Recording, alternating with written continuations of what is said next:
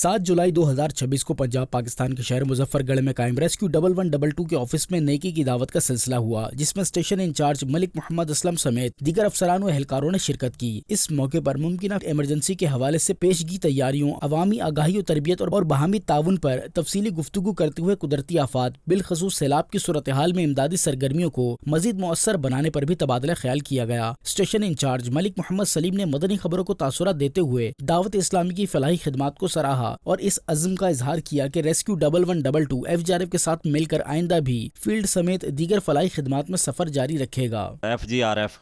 जो कि एक बहुत बड़ा शोबा है और फलाही कामों में इनका बड़ा रोल है, चाहे हीट वेव हो